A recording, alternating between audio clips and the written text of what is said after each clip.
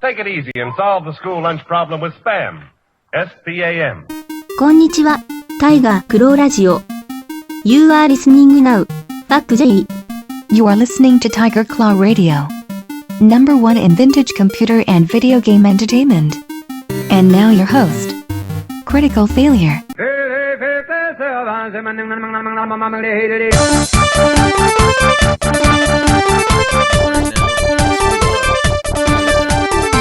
Jump in as power surges into the microphone. What's going on, everybody? You're listening to Tiger Claw Radio. I'm your host, Critical Failure.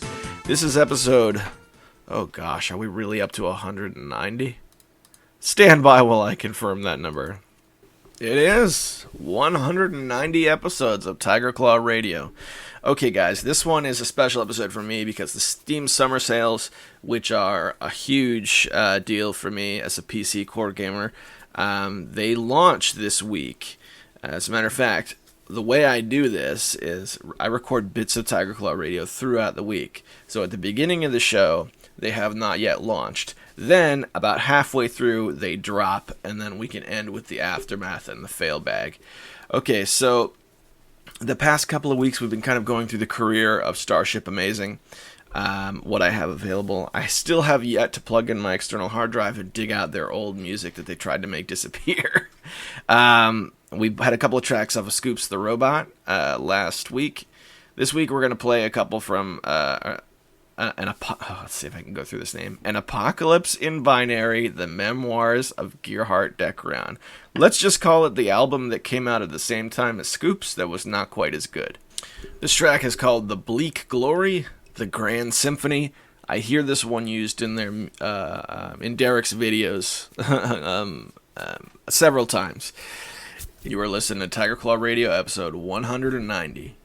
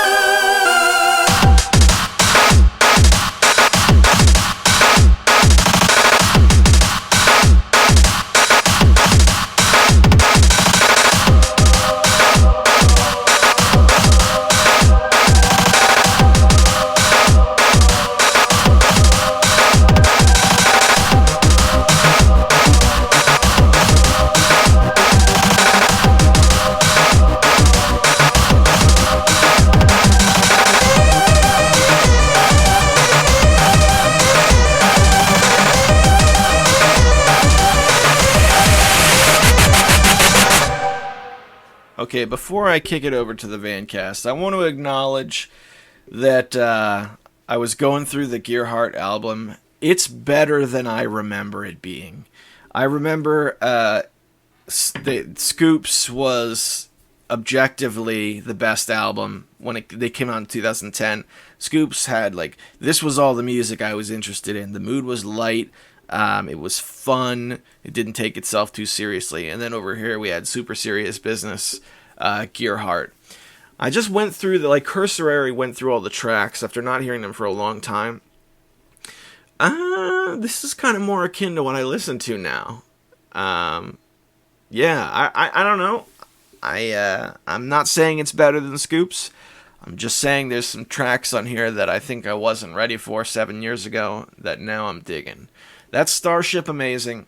All of their albums from Scoops the Robot on are still available on StarshipAmazing.com at name your own price. They're available on the Creative Commons license, which is why I'm comfortable playing them here. Alright guys, let's go to the Vancast. We're going to fast forward to the day... I can't remember. I was going to say the day before the summer sale. I think this was the day the summer sales dropped. But I was coming home from work, so I hadn't had a chance to dig in yet. You guys are listening to Tiger Claw Radio. Alright, boys and girls. It's Thursday morning. It's the Vancast. I'm getting ready to pull out of the driveway here and start my journey into video games discussion. Oh, that was bad. Oh, that was bad.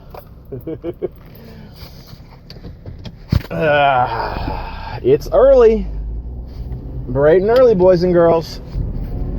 It was 6:03, and all the shades were shut, and the lights were off, and I was standing over the sink eating a reheated bratwurst. And I was going over what was happening in my head, and I couldn't decide if that was a depressing moment or not. Because it was delicious food. I love a good brat. But I was eating one reheated in the microwave over the sink with all the lights off. I'll let you decide. But it's Thursday. And what happens on Thursday, the 22nd of June? Today, at 1 p.m. Eastern Time, 10 a.m. Pacific Time, the Steam summer sales roll right out. And man, I am excited. This is going to be the last recording before the Steam summer sales. Now, prior to the Steam summer sales, there's always a period of time where I'm like, don't buy it. Don't spend your money now. Wait for them sales. They're coming. And a couple of those things I saw that I had to exercise some restraint is Death by Daylight. That went down for $11.99. And that being on sale seemed to me like the perfect answer to being interested in the Jason game and that being too much money and unfinished and not having enough game modes and the devs being not very cool. It seems like that was the perfect solution. It took a lot of restraint not to pull the trigger on that one. In fact, when the sale comes and goes, I might just find out that I probably would have been better off pulling the trigger on that one. But time will tell. That's one. Another one was Desktop Dungeons. Now, this is a favorite game of my older brother. We're talking about a roguelike kind of game, punishing difficulty, just like the original Rogue back in the MS-DOS days. That went down to $9.99. I don't see that game that cheap. I mean, it goes on sale just like any other game, but it's usually $25, which seems really steep to me. And then it drops to a $10 price point. I suspect there's certain games, I've talked about this with Swingle, where they do a thing where they put the regular price way overpriced, and then when it goes on sale, that's the value that it really is. We see this with a lot of like very small indie puzzle games that regularly sell for $10, and then they drop down to 99 cents during a sale. I think that's the mentality behind that. I look at this game,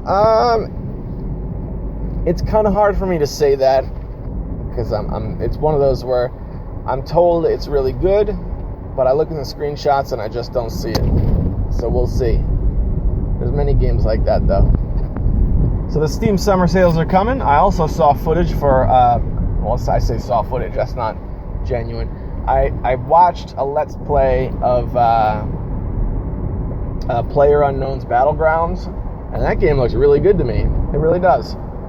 Like DayZ, but it has a point to it. 100 will enter, 1 will leave. Oh, there's deer in the road. Hang on.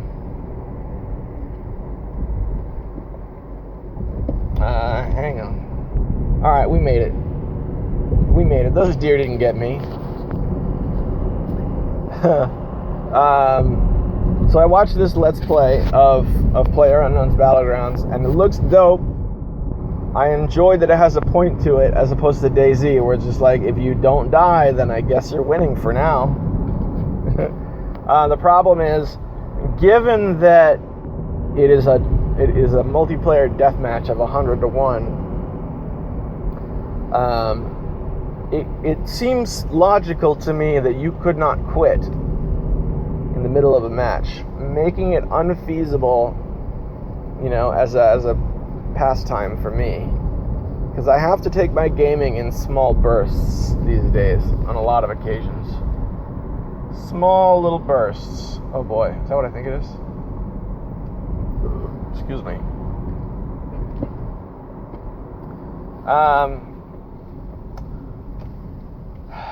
But the Let's Plays I watched were really good. Now, they were from the king of the Let's Plays. I watched the PewDiePie's videos, and here's what concerns me about that. We've seen that big YouTubers in general, favorable Let's Plays are just available to the highest bidder. And although I think old Felix has been tired of kind of being that way, I look back, he once did a Let's Play for a game called Dead Out. This is when I first started watching PewDiePie. This is like, I kind of checked out the channel, saw what he was doing. At that time, he was doing a Let's Play for the Outlast. Oh, shit, I'm going the wrong way. I'm going the wrong way to work. Okay. Alright, we're gonna salvage this. Hang on. Salvaging, going the wrong way, 'cause I caught it before I went too far. Turning the car around now, 'cause I was too busy thinking about video games. Alright, throw that in reverse. Go right up, yaw. Put it in drive. Go back this way. Throw the turn signal on. Are you immersed? Are you fully immersed in what it's like to go the wrong way? I hope you are, because I am right now. What was I talking about? Right. Okay, I'm gonna sum this talking point. I'm gonna sum it up so that I can move on. I watched PewDiePie do a Let's Play of the Whistleblower DLC for Outlast. It was really good. Now, I'm not the biggest PewDiePie fan in the world, but he did a really good job with that series. The game looks great. And I played Outlast. I'm not very good at it, so that made it good to watch. Immediately following that, he did a Korean horror game called Dead Out. And this was one of those instances, man, where the game looked terrible. He looked like he was hating it. At the end of every video, oh man, the game is so fun, man. You guys got to go buy this game. It's so much fun. Oh yeah, it's so fun. So I'm watching this, and it's like, dude, there's no way you think this is fun. Never mind the quality of the game being good or bad. I mean, it's like, there's no way you think this is fun. So I have to look at these Let's Plays and be like, all right, everything comes in with a grain of salt. A grain of salt the size of a truck. Nonetheless, the game does look good. It looks good. There's a lot of there seems to be a lot of criticism in the Steam store page. You know, God bless Steam for allowing us to see that. I know Steam has been they recently, well, I say recently, it's been a while now. They've rolled out that change to try and hide a lot of negative reviews. But the fact is, Steam still lets us see reviews right on the main page.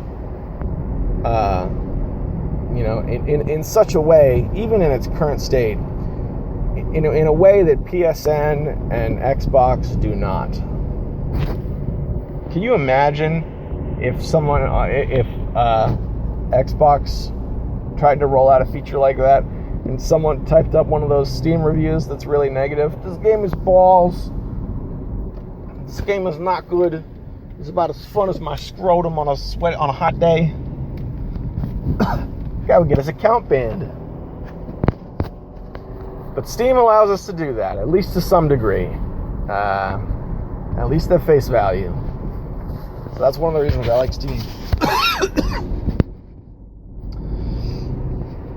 So the as for what I'm actually planning to get on the summer sale, it's weird because that's something that changes. I think the only constant is I really want to get the new Doom game that came out a while back during the summer sale. Doom is an old favorite of mine. It's one of the... I would say Doom is one of the experiences, not the first, but it's one of those early PC experiences that was like, alright, PC is where it's at. Alright? Nowhere on consoles could you get episode 1 of a popular game for free. That's what kicked open the door to the Doom series. And it stayed with me all the way up through 2009 and 10 when we were playing Skull Tag, when Sendu ran the Doom Knights, and up until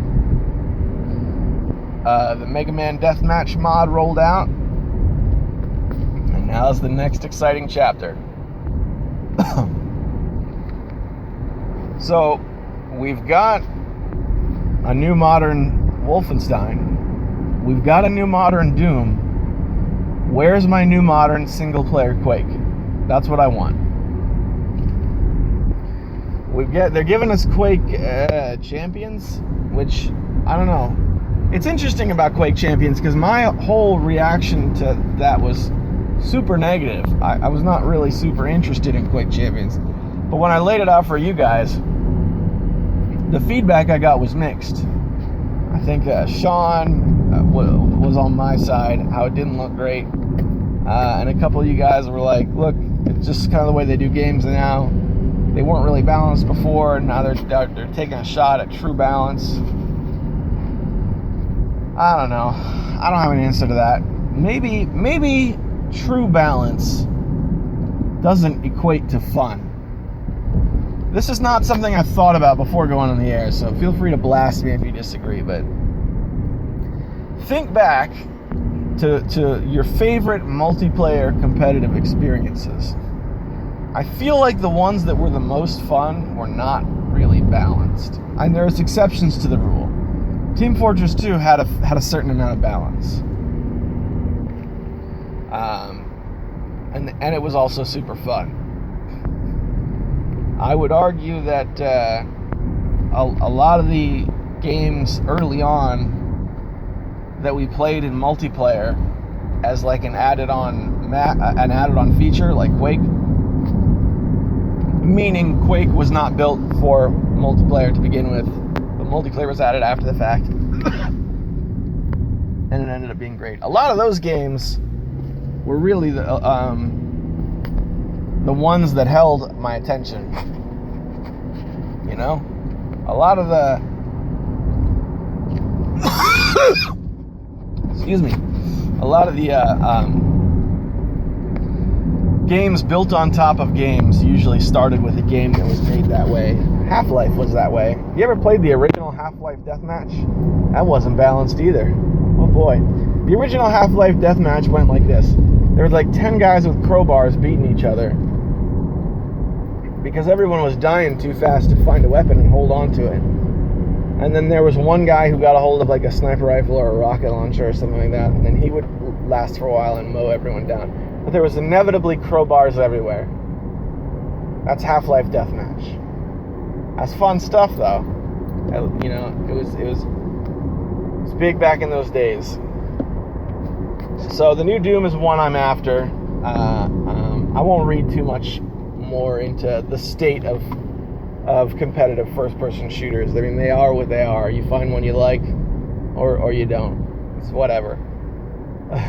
I'm not deluded enough to think devs are going to listen to this podcast and take any notice of what I have to say. I can only vote with my dollars, and I like what I like what Doom is doing right now. So I'm willing to buy it at a discount.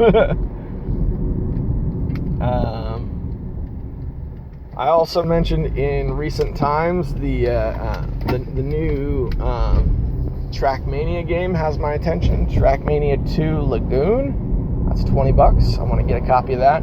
This morning I saw a trailer for a new addition to the Serious Sam franchise. It's a Serious Sam, like one of those indie kind of spin-off games. I had never heard of it before, and now I can't even think of the name of it. But it's created by the people who created Hammerwatch. And Hammerwatch is a really good game that I've played with my friends on many occasions. So it'd be nice to see Serious Sam kind of follow suit. You're talking about top-down multiplayer action, 4-man competitive, or 4-man cooperative, 12-man competitive, level editor, mod tools, game mode building tools. It looks like it's a wide open game built by developers that I trust, and it looks good. I wish I could remember the name of it, but it full price retails for $12, and I think it's on sale for $11 right now. That, now, given that it just came out a couple days ago, I'm not going to see that in the summer sale. So, you know, we'll see what comes out. Summer sale is usually a time for surprises for me. I just feel like I really want this to be a good one, you know? I want this summer sale to be the one where it's like, yes, this is what we've needed for the past several years. And now there's just so many games out, they have a chance to do it. You know what else I want? I want to clean up those oldies that I've wanted to have in my Steam collection for a while. Activision dropped a bunch of oldies like a couple of months back. They released Zork and all that. Zork finally made it in several incarnations to Steam. I don't have the Police Quest games in my collection. Yeah, so those are some games that I want to get. There are a couple that I don't understand why they are not on Steam. Why do we not have Wing Commander yet? This is a tree I've barked at before, but I don't know. It's just I don't know. I can't figure it out. Another thing I usually get during the Steam summer sales, I still play Sims 3 on occasion, and I have my copy of Sims 3 on Steam. So on the summer sales, I get to take advantage of the horribly overpriced DLC dropping down to a reasonable price. All of the DLC has leveled out at $20 now under normal circumstances, which is a lot, but it's not what it used to be. I think Sims 3 Pets was like $50 for a very long time. And that's just Sims 3 Pets. I'm not talking about, you know, getting the full package with Sims 3. So that levels out to $20, and I think on the sale, all of the DLC drops down to $5. $5 a package. So what's probably going to happen is I'll pick up 1 or 2 of the Sims DLCs. Just because I do that every major sale. Give me a second here. yeah, so that's really it. I'm really excited for this one. I tend to be more excited for the Steam summer sales than I do for the winter sales, because when the winter sale comes around, we've just come off the Thanksgiving sale, we've just come off the Halloween sale.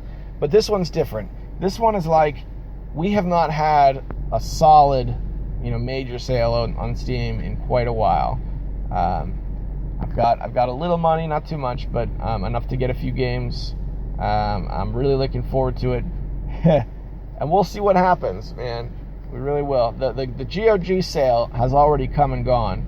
I actually stopped in this morning to look over the GOG sale, the summer sale, and that ship had sailed, unfortunately. By the way, the game that I got for free, was this last week or I can't remember if this was last week or if it was on a scrubbed recording, but they gave away a copy of Fantasy General, and I looked this morning, and that was the game. Fantasy General was the one. Panzer General, but with, ghosts and goblins and ogres and wizards and stuff. I like that game. Panzer General is a favorite, an old favorite of mine as well. I mean, that's one of the things that prompted me to nickname my computer the Panzer. I got Panzer General 2, and it was, I feel like a little bit of the magic was lost. This was one of those instances where they had a game and they wanted to make it bigger and better, and in order to do that, they decided to make it more robust, more units, more features, more things you have to keep track of. And in doing so, to me, it felt like the game got overcomplicated. That's Panzer General 2. So this, being much more like the original game, is something I'm kind of excited to play.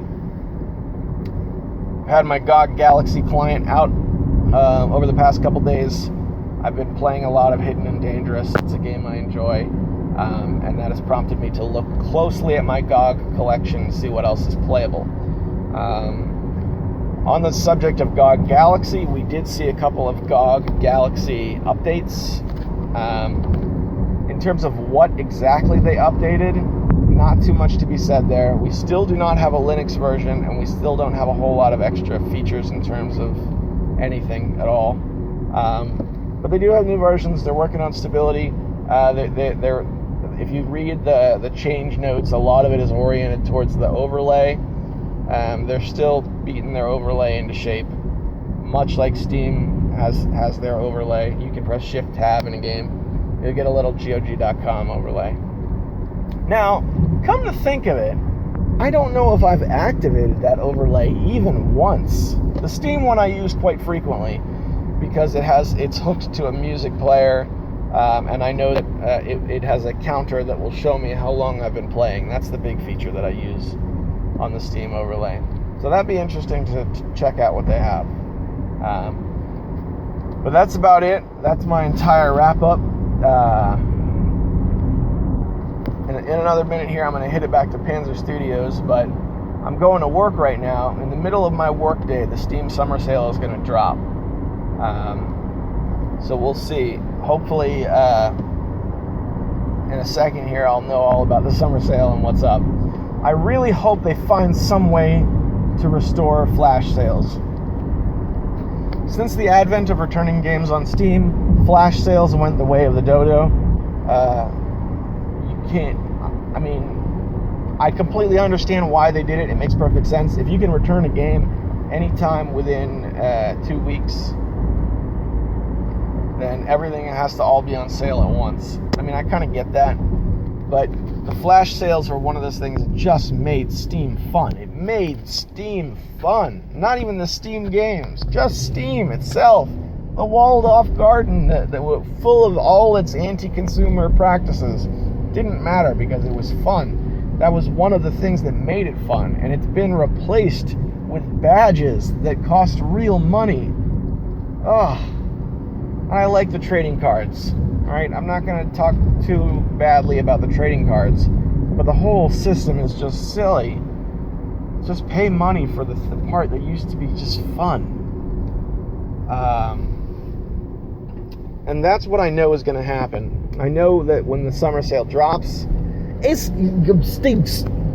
collect all the Steam summer sale cards. Collect the cards. And this is one of the things that makes me upset about seeing Steam users with like a 500, Steam level, because that mentality and those power users like that are ultimately one of the major contributors to killing the flash sales and the things that made the Steam sales fun. They don't really have to try as hard as they used to keep us interested, or at least keep their financial backers interested. We'll say that. So that's it. I'm anxious to play some video games. I'm anxious to get some new acquisitions. We'll see. I'm going to throw it back to Panzer Studios. I will see you guys on the other side. You guys are listening to Tiger Claw Radio, episode 190. Back comfortably in Panzer Studios. I just want to send a shout out to the wonderful people who are keeping the lights on. I do indeed have a Patreon if you want to help Tiger Claw Radio, if you like what I'm doing here. As a thank you to my patrons, I'm giving the patrons the episode a little earlier. It comes out on Monday. Monday has been release day for a very long time, but the patrons, they get it Friday if I can hack it. So my sincere thanks to these guys. This is Hemrock, James, Sendu, Tecmo Balls, Darabka, and 6 Health of Fury. These guys are sponsoring the show so that everyone can enjoy it for free. So it's my sincere hope that you 6 people feel like you're getting your money's worth. I'm doing the very best I can to honor my side of our deal. So enjoy the rest of the show.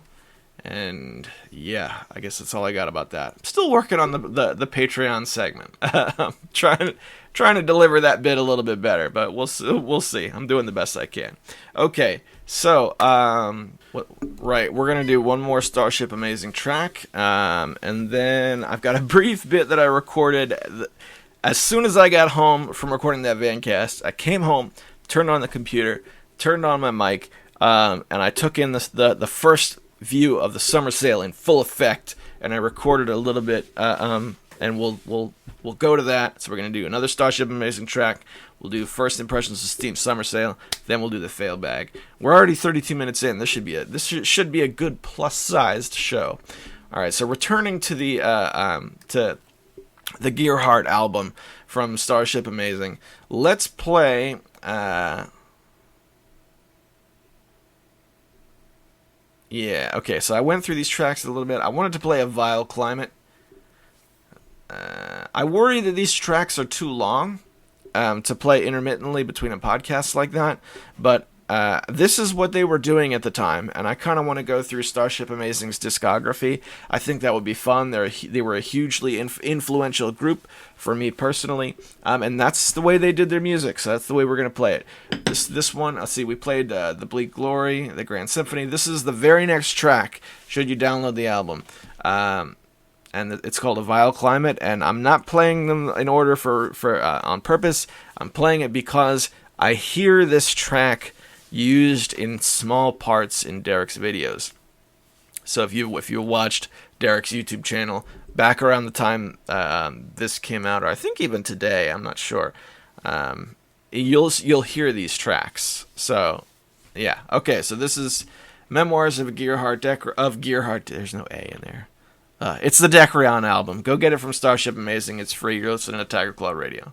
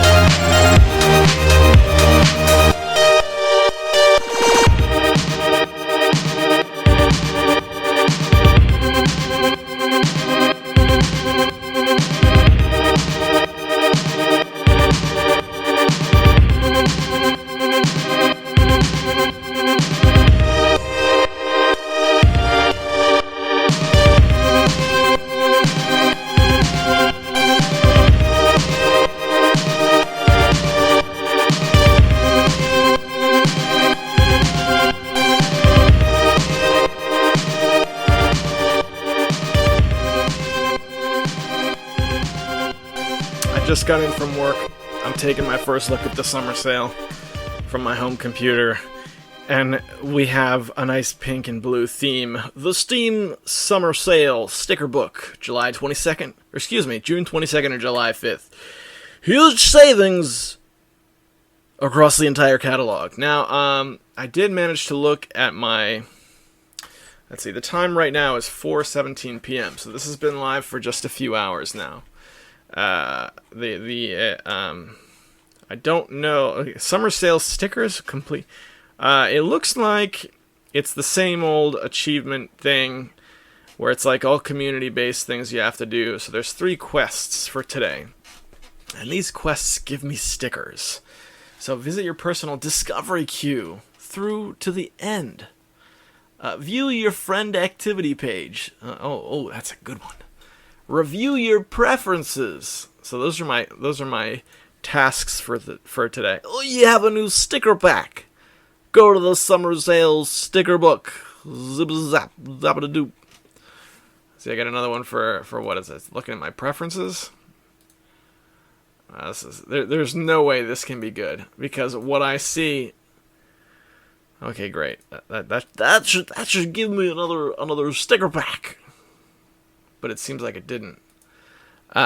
This seems to have replaced getting a card. For doing the what do you call it? You used to get a free card for going through your queue, and you could get a couple per day. This appears to have replaced that.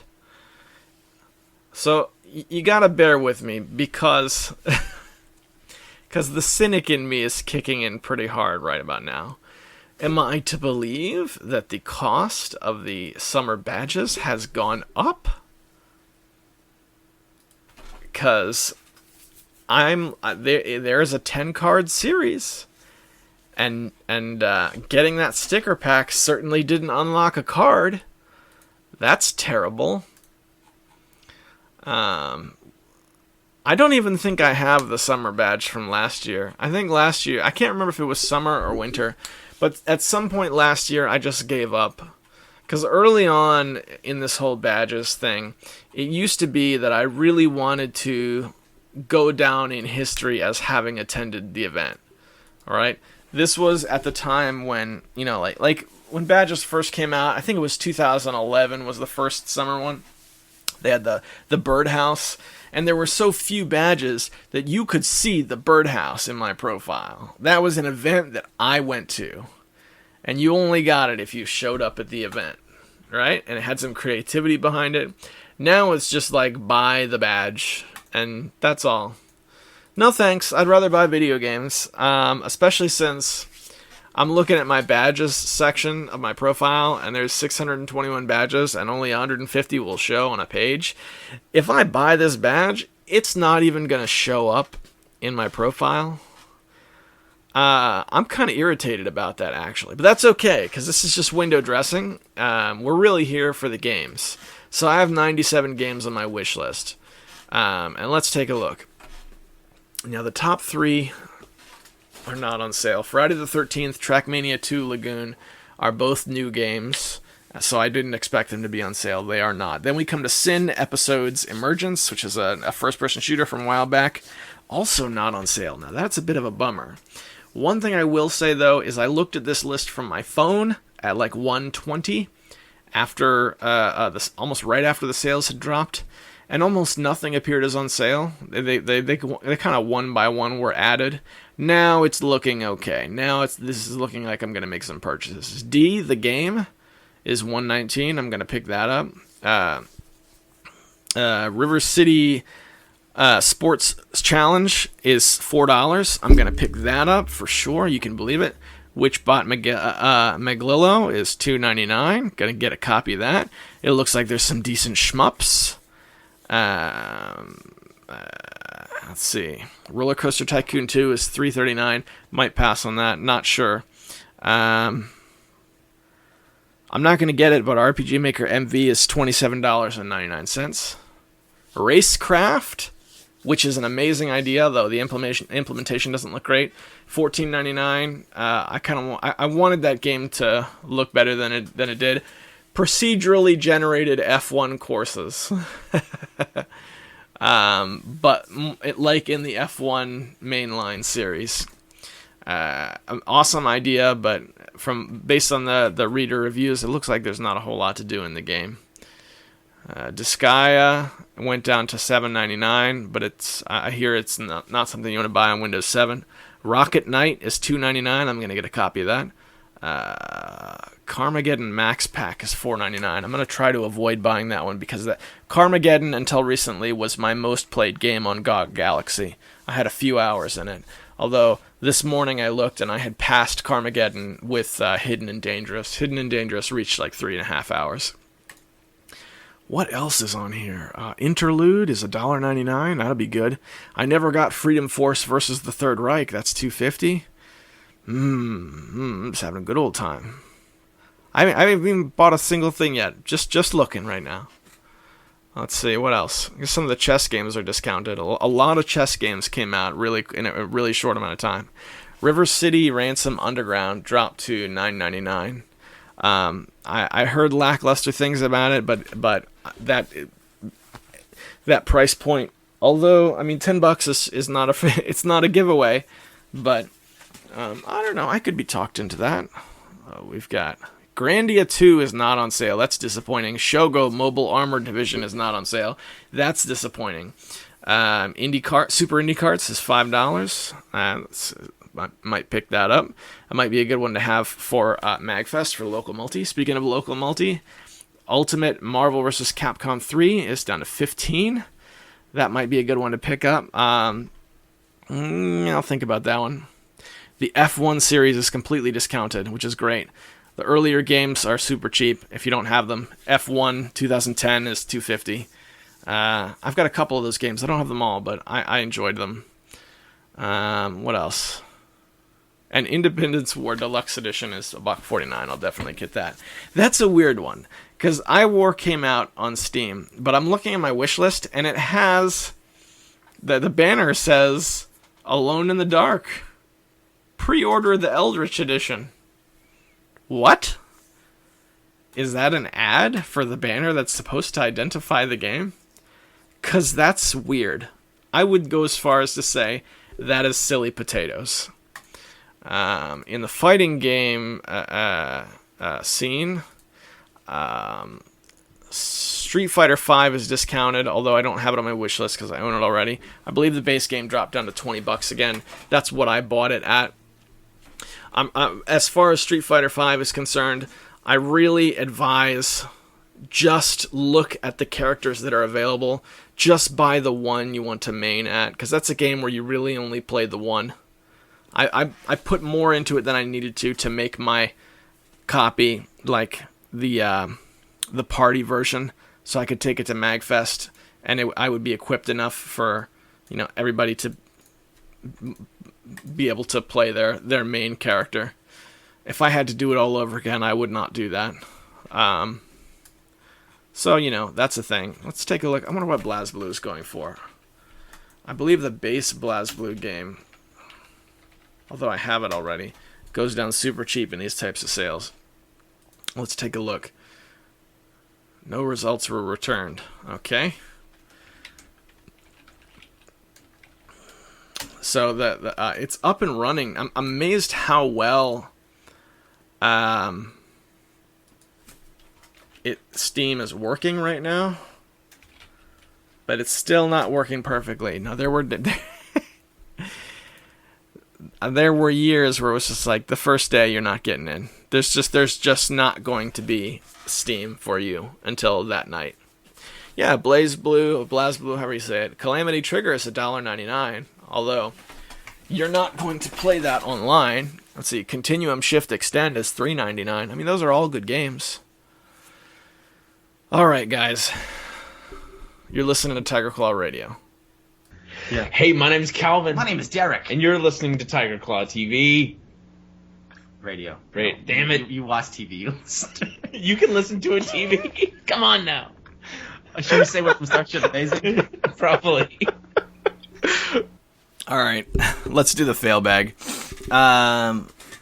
This is now the following morning. This is Friday morning, so the summer sales have been around almost 24 hours now.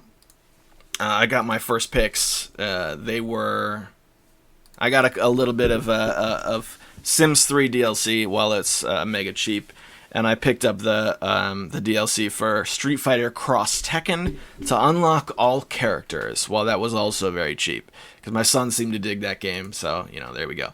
The only game that I bought thus far, and let me drop down to the category I made for it, is called Battle Fantasia Revised Edition, which is a fighting game. And I really just kind of took a dive on this one. So we'll see. I hope it works out. I know Kaiser has it. It looks pretty sweet. But yeah, okay. I'm game. That one was... That has real discount. Let's see. I'm dropped back to the store page because I want to get these numbers right. Coming in a regular price at $15. It's dropped down to $2.99. So yeah, I would risk $2.99 on a fighting game, even a fighting game that I would only play a little bit. I would pay that much for, provided that I enjoyed it. Okay, so we're gonna do the fail bag. I don't really have anything open at the moment, so you guys are gonna have to bear with me. Let's drop back to the old Yahoo box. So I do actually have a traditional email address for Tiger Claw Radio. It's tigerclawradio@yahoo.com. Although I don't use it very much, I do keep it open, and I overlooked an email from our very own Sendu, which he mentioned, and he writes.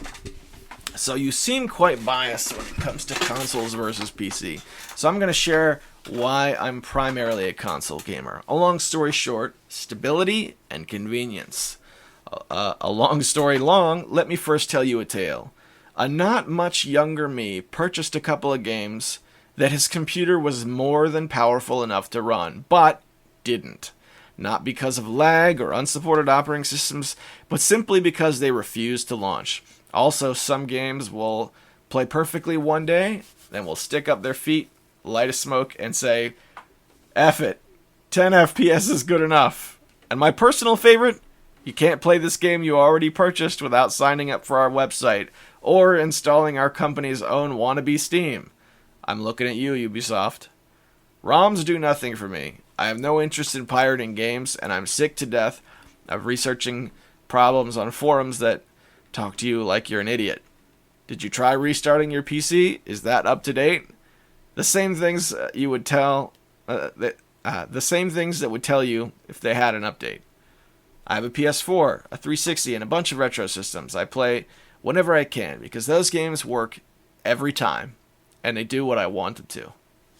I have little to no interest in online multiplayer, and I'm aware that current PlayStations, Xboxes are basically just PCs that I only need to replace every 5 years instead of one. All that being said, I do respect PC gamers and might invest in an extra powerful machine if I had unlimited income. However, when given the choice, I choose consoles simply because I know the game will work. Now, boss, I have a question for you. What do you describe as a hang on a second. Bear with me, Sendu. I'm going to reread that last line because I want to make sure I'm getting it right. Now, boss, I have a question for you. What do you describe as a convenient way to play games? All right, Sendu. This is a really good email. I see now why you were saying, oh, you chose not to read it. No. I like emails that have conflicting opinions because it gives us something to talk about. I would say that you have some really good points here about consoles and convenience and stuff. That's just not.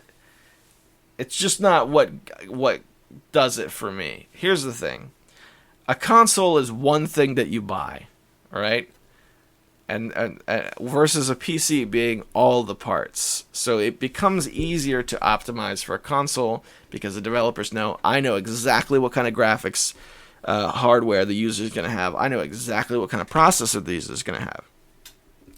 So a software developed for that console is going to be different from software developed for the computer, hopefully. So that is a good point of why you would like consoles better.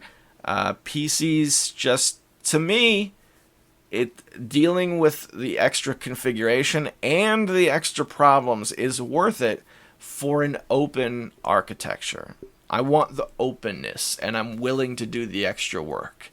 If you're not, I completely understand.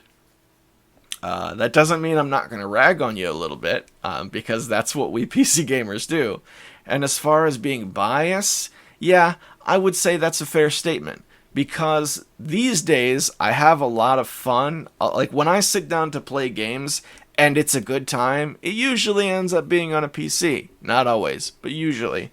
I think there's also something to say about the console manufacturers making some severe anti-consumer practices. All right, so this is nothing to say about the games that come out for consoles, and it's nothing to say about the people who play them, but the people who make them objectively take advantage of their users, more so than any PC company could. All right, so that's another thing. Yeah, I mean, I try to look at this as objectively as possible, but you do have a point. There is a bias there. I don't know. I like PC games. What are you gonna do? If you said you have a PS4 and a 360, I hope you're having a great time with them. I sincerely do. My PS3 doesn't get play because I can't play a bunch of violent games in my family room around my children. That's the reason my PS3 doesn't get play is not because of PC Master Race. It's because it's more of a wise investment for me to get a digital game on the PC that I can play when my children are not around, and that I know my children can't lose and break. So that's a situational thing. If that weren't an issue, I would dig more into the PS3. I think at this point the PS3 is probably the last great console because they still allowed internet usage for free.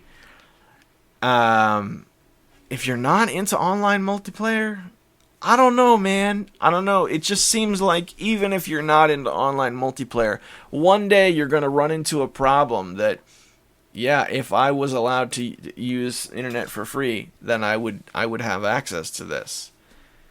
Because I remember playing Xbox 360 with a silver account, and I remember there just being things that were behind the paywall. For a long time on Xbox 360, Netflix was behind a paywall. Are you kidding me? Netflix! Netflix is something you have to pay for separately on top of your ISP already. So if you're watching Netflix on an Xbox 360 circa 2010 or 2011, you were paying for it 3 times! I think they've fixed that since then, but that's the kind of anti-consumer practices I'm talking about. Also, as far as ROMs go, my only interest in ROMs these days are ROM hacks. I think I don't want to use the word amateur, but programmers who exist outside the Nintendo corporate architecture are doing some amazing things. For one. Also, I use ROMs as a way to combat not just Nintendo, but large video game companies trying to charge me many times over for the same game. Alright, so I bought a bunch of Nintendo games, then I bought a Wii, and I bought some Nintendo games, some of the same Nintendo games for that, and eventually I'm going to get a Switch for my son, and they're going to want me to buy those same Nintendo games again for that. I'm sorry, man. I'm sorry. I'm not doing it. That's where ROMs step in for me. Now, the last time I downloaded a ROM was just before the statute of limitations. So it has been X number of years where X equals the statute of limitations for downloading ROMs since I've downloaded a ROM. That was the last time I did it. But I don't know. It did me. I don't. It served me very well. And having purchased ROMs from the Wii store, the experience was comparable. I didn't get anything from the Wii that I wouldn't get on my own, building a Raspberry Pi setup. Which, by the way, a Raspberry Pi setup, not expensive. When I hear the Raspberry Pi price point dropped by people who don't use it, it's not that expensive. It's not $100 to get a Raspberry Pi setup. It is not. I'm sorry. $50. You could do it. But I understand if you don't. Staying away from ROMs, I would say, is a virtue. I would say it's an admirable virtue. So keep it up. If you have drawn a moral line in the sand and you're not going to go out and download a ROM, no matter how many times they want to charge you for it, then good for you. I would say that's to be admired. You're going to miss out on some good homebrew games, gotta say, but God bless, and keep doing what you're doing, Sandu. You certainly, as a human being, have my respect. Thanks for writing in. And to the rest of you guys, if you've got a conflicting opinion, please bring it, all right? Please bring the business, and I'll shoot you down like the dog you are. All right, let's head over to Gmail. Early this morning, I checked my email, and I got one from Hemrock. I want to see what he's got to say. Let's see, some stuff from the next round. Okay. Hemrock, failbag. My boy Hemrock, let's see what you got, man. Hey CF, thanks for keeping up with TCR. I know that pushing out a podcast weekly can be a tough gig, but you're doing a great job. I love the talk about Starship Amazing. They were truly amazing. I really dig Speed City Kitty that you played last episode. That tune is on my favorite album of theirs, Scoops the Robot. What's your favorite Starship Amazing album? I've enjoyed the Small Cup of Linux on last week's episode. How is LXLE working out for you? Did you have the same problems on Linux Mint? Did your Linux Mint have a slow boot up time? I'm using Linux Mint 18 and it takes a while for it to boot up. I dual boot Windows 10 and I want to say that Windows boots about twice as fast on the same hardware. I'm excited to hear about the upcoming Monstercast. Do you have anything recorded for it? Do you have anything lined up? So a little bit more about Elements. I played a few matches today while listening to TCR. It is a little different from Magic the Gathering. There are 12 different colors as well as a few colorless cards, and your opponent can start with 100 HP each. Health may vary by difficulty, not sure. There are mana cards for each of the colors. And you use mana to cast monsters. The monster cards attack HP directly, however, some of the monsters may be able to attack other creatures. There are 6 different levels of difficulty. You gain gold coins for each match you win. Obviously, the more difficult matches, the more you win. However, it also costs gold to participate in the tougher battles. You can use the money you earn in the game to buy cards. You can also challenge your friends or try to find a random person to play. It's probably one of my favorite freeware games I've ever had the chance to try. The best part is there's no monetary transactions. I've been hearing about the Cartridge Club. I need to check them out. What did you pick up in the GOG sales? There were some good deals. It was probably one of the best GOG sales that I've taken part in. I hope your vacation is going well or went well. Keep rolling retro. Hemrock. Saving the fail bag every time. Let's start at the top. Starship Amazing. Speed City Kitty. Oh my gosh, that is a great song. Derek actually sent me, when they were working on that album, Derek emailed me a copy of that track. It was slightly different. I can't remember how, but I swear I have it put away on a hard drive. They were definitely guys that slowly over time, just ever so slightly, would tweak tracks.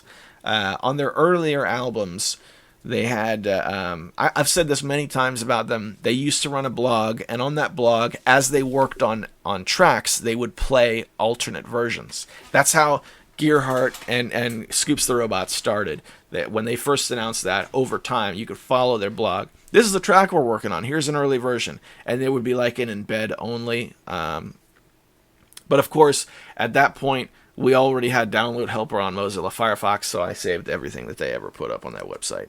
Unfortunately, I didn't save the context, like the articles that they wrote about the tracks. But so anyway, I'm sliding off track.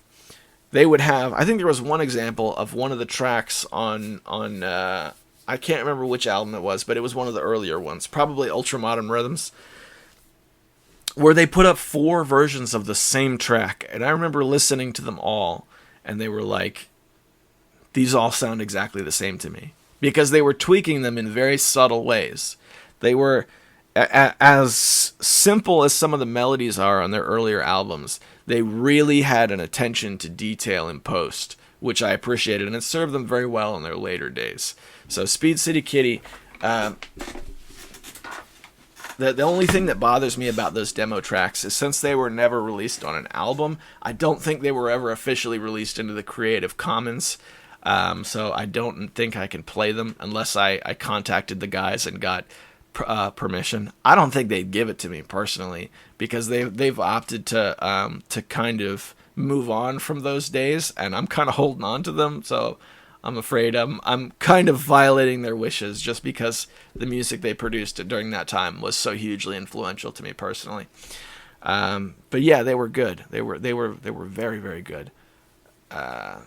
So the small cup of Linux on last week's episode. I ran into a problem with LXLE. It did in fact continue doing the same thing that Mint was doing, where my internet would drop. I don't know why it wasn't doing it the first time, but it was really upsetting. I like it. It feels more Linuxy than Linux Mint does. Linux Mint, at least Linux Mint Cinnamon, is definitely one of those distros that's made for Windows users or former Windows users. But not LXLE. LXLE is built on Arch, apparently. And it has kind of an Arch feel to it, where it has no problem using, like when you click on in the upper right hand corner, there's some live monitors, CPU performance and RAM usage, and you can see like a needle, almost like a heart monitor. And you click on it to expand the application, and what you get is like a console app where everything is written in ASCII art, which I dig, man. It's very core Linuxy. I've made it a point to try and stay away from Arch specifically, because Arch has the most toxic community well, let's put it this way. Arch has a pretty toxic community. If you hear somebody talking about the Linux community being bad, they're talking about the Arch community. Arch forums are very widely used. They're huge forums, but as a general rule, and I'm being overly simplistic here, but the people who use the Arch forums, they do not want you there. They discourage people from going there and asking questions. There is a box in the forums sign up where you have to take a hashing algorithm, and basically it says, take this line and put it into your console, your terminal, and paste the output here. And what they're giving you is something that's going to produce a very specific combination, but only in Arch. So essentially, you can't sign up for the forums unless you are running Arch. They don't want you there asking questions. They discourage. I've read articles on this, and basically what they say is it's because the forums are made from programmers, and they just want to talk about a higher level of programming. But some of the stuff I've read on their forums are inexcusable. The moderators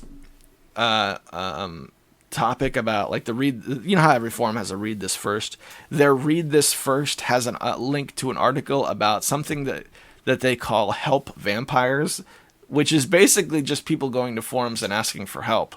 And they discourage their users from helping first-time users. Like, you know how forums, you'll see a certain amount of people who sign up for a forum, just post 1 or 2 times so that they can ask a question and they move on with their lives. They don't want you to do that. And the article that I read basically said that they feel like it's very draining for their community to do that. And they said these quote-unquote help vampires, which, by the way, does not exist, they said that they're mostly men. And I get a real anti-straight white man vibe from reading the pinned forum topics. So I feel like it's a very... I don't like to get into politics, but I feel like they don't want me there. So I was going to use other things. So I was a little bit iffy when I found out that that it was based on Arch, but Arch is the clean slate distro. So there are great things that have been built on it. There's nothing wrong with using Arch. It's just, if you're going to use Arch, you best to believe you're going to be on your own. But I should say that all of the stuff, or excuse me, not all of the stuff, but RetroPie for the Raspberry Pi, that's built on Arch. Not all of the operating systems are. As a matter of fact, I think the prominent ones are built off of Debian and Ubuntu. Raspbian is basically the Raspberry Pi's version of Debian, and then Ubuntu has its own Debian distro. So yeah, but most of what I used over there was RetroPie, which is definitely built on Arch. I don't know. So how is it going with LXLE? My brother's computer stopped working, and he took it to a shop and found out that his power source had died. So I took my secondary computer, which was running LXLE, and I ripped the power source out, put it in my older brother's computer, tried to fire it up, still got nothing. So something else is broken in his computer. I don't know what. I suspect the motherboard is fried, and as far as the processor is concerned, maybe the processor is fried as well. But I want to do a little bit more reading before I tell him to buy X part and Y part. As for LXLE, basically what I'm telling you is that computer is ripped open and the power source is taken out. I haven't put it back together yet. I like LXLE. If I can settle in and I can fix the internet issues, I would use it. As far as boot times in Linux Mint, that computer uses a mechanical hard drive, and it uses an aged mechanical hard drive. I can hear it when it spins. It's not going to last forever. So yeah, it's got a bit of a lengthy boot time, but I think that also occurred in Mint, and I think it's just the way that computer is built. It's the parts I used. I never really had a problem with it. My main computer dual boots Mint and Windows 7. Mint boots a heck of a lot faster than Windows 7, but Windows 7 has always been terrible when it comes to boot time. Hey man, you're using what, Windows 10? Windows 10 does a good job from what I hear in terms of booting up. Apart from its privacy invasion issues, it's supposed to be a really good operating system. So yeah, so there's that. I mean, I don't know. My older brother has a what do you call it? A solid state drive. What did he tell me? He mentioned his boot sequence, like being, I don't know, 6 or 7 seconds or something to boot up into the operating system. He gave me a specific time that was super, super fast. I never prioritized boot times. Because I like to turn my computer on and then I go get coffee while it's doing its thing. That's what I do. So boot time never really mattered to me. But yeah. To answer your question, it does take a long time. What else did you ask? You've been hearing about the Cartridge Club. Go check out the Cartridge Club, guys. They're really awesome dudes. And they have the people who populate their community are awesome as well. Those are your kind of people, dude. They're adults. They're kind in their core, you know. They're the kind of people that you can come out of the blue not knowing them and just say hello, and that's it. That's all you need to do. Then you're in the club. You're one of them. That's what I like about the Cartridge Club guys. Just because they're that kind of open to everyone. They're definitely more console oriented than I am. But yeah, wonderful people, Cartridge Club. I would highly recommend it. At least drop by their website and find something that they've put out. Whether you dig their content or not, I'll leave it entirely up to you. But as human beings, I think they're right up your alley.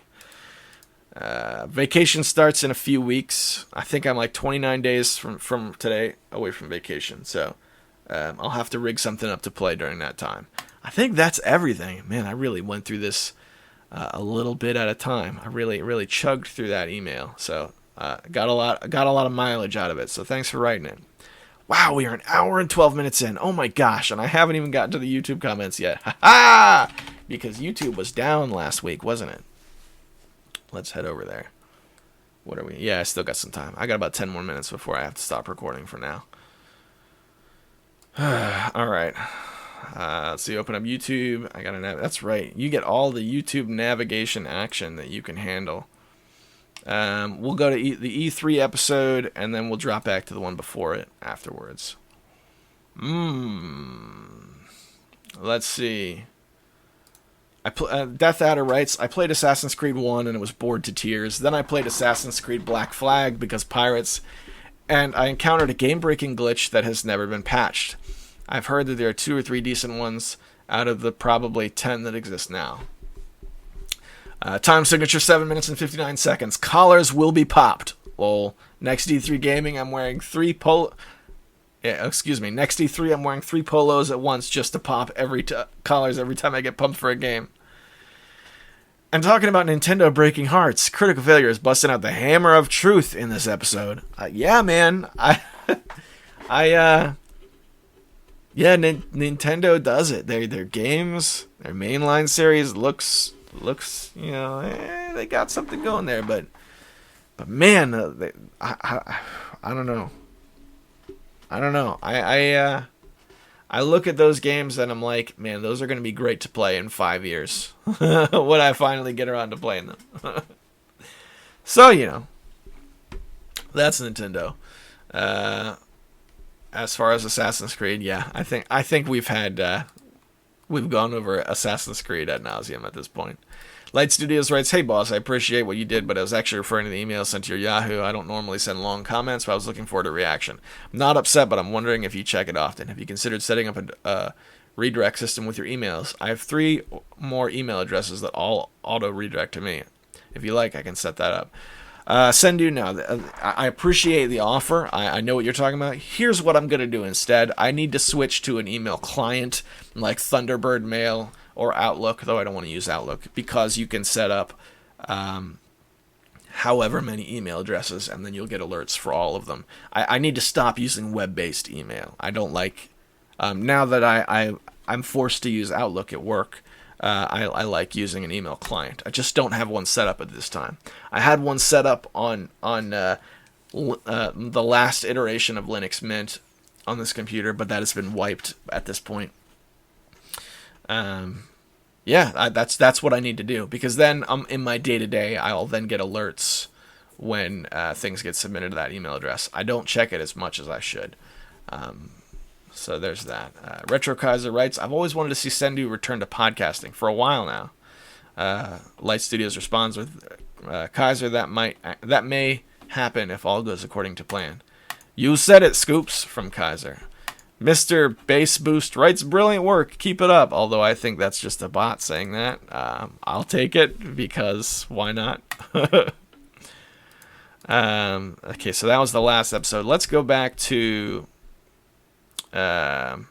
episode 188. That's the one where just at that particular moment, YouTube comments, YouTube shut down. I couldn't get in. Death Adder writes, don't think your PS4 Watchdog comment went unnoticed, Mr. Swingle.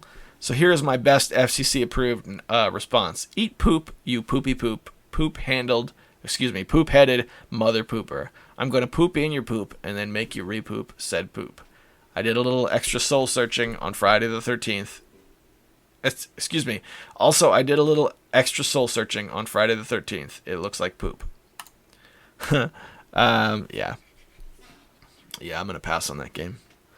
They need to deliver more content for what they're charging. Alex Swingle writes, at minute 20, there's only one problem. You'll have to abandon the top 10 series when you reach the top 3 spot for G and DB's sake. At minute 24, anybody can shout at a recorder for 6 hours. I'm saying the Retro Roundup is not my favorite. The Dinosaur Pie is worth listening to in that pile of sounds. At minute 27, the triggering. I too lost some physical licenses due to crazy parents. Not my own parents, but a friend who borrowed Star Ocean's second story. Those got those discs smashed with a hammer. The part was equally impressive. Is the husband of the said insane person did the honor of paying for the cost of what I bought the game for. 3 years later, it was valued at $120. The cost went down recently, but damn. I too remembered when GameStop was cool. Thems were a good 3 years. At minute 34, in regards to the price of games adjusted for inflation, thank you for understanding the concept of supply and demand, where your supply is currency and their supply is effort poured into a plastic disc. At minute 37, by the way, GTA 2 is not free anymore as well. They put out the early ones into a bundle with GTA 3 and called it the GTA Collection or some nonsense. I blame the craze of reselling old games with no fixes for a quick buck. At minute 41, nah, you just a scrub lord with FPS. I didn't die too often in 13. Get good, mate. You know what? I would take that comment from you, but not anyone else. And the reason is because I played Doom online with you. I know how you play FPSs, and you're pretty brutal as an opponent in Doom online. So, you know, what are you going to do? As far as GTA 2 not being free anymore, I'm not too surprised about that one. The GTA Classic series, when those were free, you had to put so much information into their registration form to actually get the games. I think they were making more money from selling your information than you would have paid them. Because I think they wanted like your social security number or something incredibly invasive. So invasive that I didn't download them that way. As a matter of fact, I'm going to look it up right now. But a long time ago, there was a pack very much like you're describing. Let's see, Grand Theft Auto. There was a pack much like you're describing on Steam. It was like the Classics Collection or something. And then they removed it. And I'm hoping it's back now. Save open 4. Yeah, if you look up Grand Theft Auto, you can still see the first one, but I don't see it available in any pack. So it's one of those games I think I have in my collection that you just can't get anymore. Grand Theft Auto 4 Complete Edition. Yeah, Open 4 went down. Grand Theft Auto is fighting mods. So if you like Grand Theft Auto and you like mods, then you're in for a tough time. Because Rockstar apparently doesn't like you. But, yeah, okay. That's alright. I haven't played much Grand Theft Auto in a very, very long time, so I think I can live with that. Grand Theft Auto 5 is $29.99. It's the lowest I've seen it. I probably am not going to buy it. You know what is cheap, though? Doom! The new Doom game that came out is down to $15. The lowest it's ever been. So you best to believe I'm getting a copy of that. Oh, well. Yeah, Grand Theft Auto is a game that exists. Good luck getting a copy of it. Thanks for your comments, Broski, Swingle, and Death Adder. Always nice to hear from you guys. Let's do this. I know Sean did a bunch of comments on even older episodes, but we are running super long. How long is this now? 1 hour and 21 minutes. I'm going to jump back one episode, and we'll see if there's anything else. Let's see. Tiger Claw Radio. Oh well. I think that might be the best I can do. I don't even see. Yeah, they're all out of order. Oh well. Alright. Sean, help me out. When you're listening to this, tell me what I'm missing, okay? Okay, guys. This is Critical Failure for Tiger Claw Radio. Let's see. If you've made it in...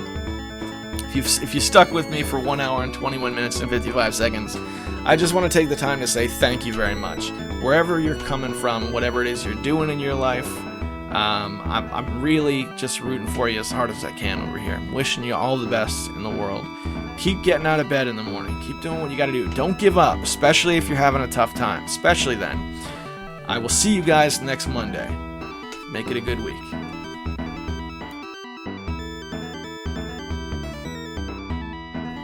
I'm gonna have to play with the format. These are getting too long. You know, the longest I've ever gone on a regular series episode of Tiger Claw Radio is 1 hour and 31 minutes. And I think immediately after that, this is speculation, I'd have to go back and look at when these came out, but I think immediately after that I went into hiatus. Probably because it just took too long to produce. But this is a special episode because of the Steam Summer Sales. I already closed the show. We're gonna call that it.